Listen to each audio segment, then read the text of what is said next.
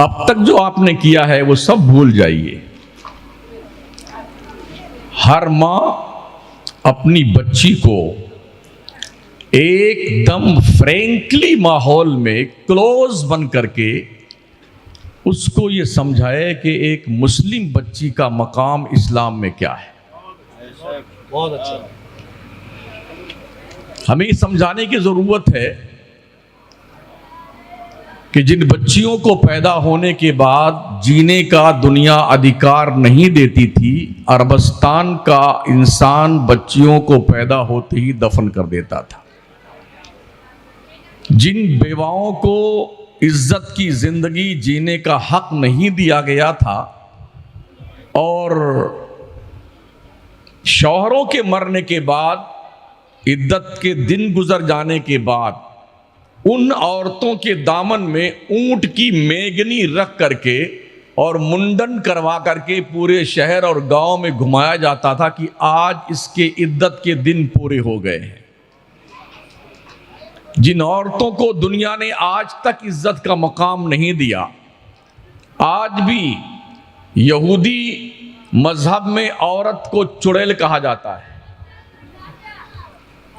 आज भी ईसाई दुनिया इस पे बहस कर रही है कि औरतों में रूह है कि नहीं है। आज भी गैर मुस्लिम दुनिया औरतों को जीने का शऊर नहीं देती है। अगर उसका शौहर मर जाए तो उसको सबसे बड़ी इज्जत वाली औरत वो मानी जाती है जो अपने शौहर के साथ जल करके भुन करके कबाब बन जाए और कोयला बन जाए। वो लोग ऑब्जेक्शन इस्लाम पे करते हैं। ये जवाब कौन देगा? कॉलेज के अंदर आरएसएस लॉबी के लोगों ने ऐसी लड़कियों को इतना एडवांस तालीम और तहजीब से आरास्ता किया है कि हमारी मुस्लिम बच्चियों को वो बाज़ाब्ता तौर पर हाईजैक करती हैं, दोस्ती की पेंगे बढ़ाती हैं, फिर उनको पर्दा के खिलाफ आमादा करती हैं, इस्लामी कवानीन के खिलाफ उन्हें आमादा करती हैं। ये जुर्म तुम्हारे ऊपर, ये तुम्हारे ऊपर जुल्म है। इस्लाम ने औरतों को जीने का हक नहीं दिया, इस्लाम ने औरतों को आज़ादी नहीं दी, इस्लाम ने ये नहीं दिया, इस्लाम ने वो नहीं दिया।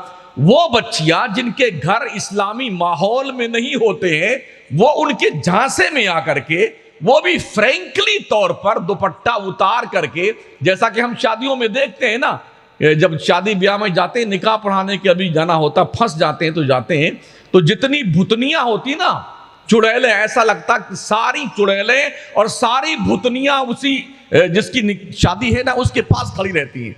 ना दुपट्टे का पता है, ना ढंग का कपड़ा है, यहां से लेके पूरा ये आस्तीन नेट का है कि एक एक रोंगटा दिखाई पड़ता है। उसके ऊपर जुल्म बलाए जुल्म, यहां पर ऐसे पान नुमा यहां पर इतना कपड़ा काट दिया गया है। इस पे भी सबर ना आया तो पीठ पर इतना बड़ा पान काट करके बना दिया गया है। कहां तक जाने का इरादा है? वो लड़की जब पैदा हुई थी, जब मुस्तफ़ा करीम अलैहिस्सलाम फरमाते हैं बच्ची पैदा हो तो उसके घर में अल्लाह की रहमत आती है। वो नबी फरमाता अगर किसी के पास एक बच्ची हो, उसकी पैदाइश पर मुंह टेढ़ा ना करे बल्कि खुश हो, उसकी तरबियत करके बेहतरीन तालीम दिला के इज्जत से शादी करके रुखसत कर दे, उसके माँ बाप और मैं मोहम्मद हश्र के मैदान में ऐसे रहेंगे जैसे ये दो उंगलियां आपस में मिली हुई हैं।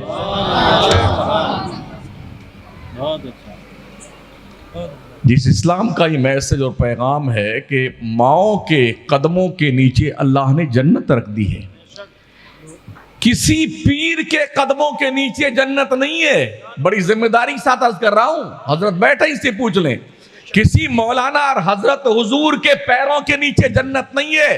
और दुनिया के लोगों, चाहे तुम वली हो, चाहे गौस हो, चाहे कुतुब हो, चाहे कलंदर हो, मेरा मुस्तफा फरमाता अल जन्नतो तहत अक़दामिल उम्महात, जन्नत तुम्हारे माओ के कदमों के नीचे है। ये एजाज किसने दिया है इस्लाम की मुकद्दस शहजादियों को? वो लोग जिनके बच्चियों के पास, जिनकी बीवियों के पास, जिनके माओ का कोई वकार नहीं, वो हमसे पूछते हैं इस्लाम ने माओ मुस्लिम औरतों हुकूक क्या दिए? पागल दुनिया को यह समझने की जरूरत है और हमें अपनी बच्चियों को यह समझाने की जरूरत है। अगर इस तरह की जहनियत रखने वाली कोई आवारा तबाह लड़की तुम्हें कॉलेज में एड्रेस करे और तुम्हारे पीछे आए, तुम्हें अपना गिरवीता बना करके बेहुदा और बेहया बनाना चाहे, तो हमारी बच्चियों के साथ इतना इल्म होना चाहिए कि हमारी बच्चियां उन्हें मुंह तोड़ जवाब दे सकें। ये